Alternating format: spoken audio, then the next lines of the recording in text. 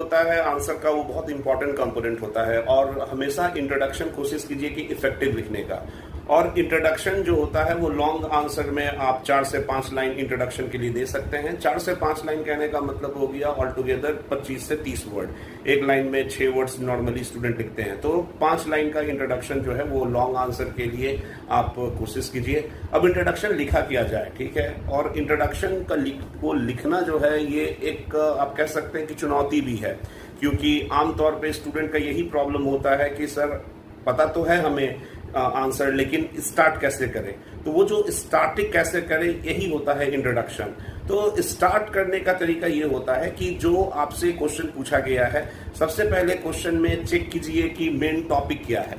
जैसे कि मान लीजिए अगर मैं एग्जांपल दूं आपको कि रिवोल्ट ऑफ 1857 का कॉजेज जो है वो आपका क्वेश्चन में आया, तो इसमें मेन टॉपिक जो है वो रिवोल्ट ऑफ 1857 है, उसका कॉज पूछ रहा है। जैसे मान लीजिए फिर दूसरा क्वेश्चन अगर मैं आपको दूं कि discuss the role of science and technology in agricultural production, तो इस क्वेश्चन में भी मेन टॉपिक क्या है? इस क्वेश्चन में भी main topic role of science and technology है।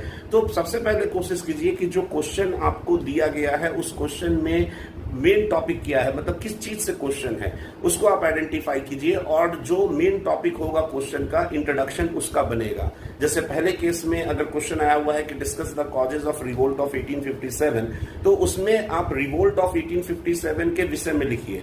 अब ऐसा नहीं कि सीधे स्टार्ट कर दीजिए कि revolt of 1857 started because of several reasons and we classify this reasons into 2 categories. नहीं, ऐसे नहीं लिखना है। आप रिवोल्ट ऑफ 1857 का पहले आप इंट्रोडक्शन जिसको कहते हैं परिचय दीजिए। तो कुछ भी जो रिवोल्ट ऑफ 1857 से संबंधित आपको बातें याद आ रही हो, जो उसके कारण से रिलेटेड नहीं हो, वो आपका इंट्रोडक्शन बनेगा। तो जैसे आप स्टार्ट करके लिख सकते हैं कि रिवोल्ट ऑफ 1857 को सीपॉय म्यूटिनी भी कहा जाता है बाय वीडी सावरकर, ये भी आपका इंट्रोडक्शन बनेगा।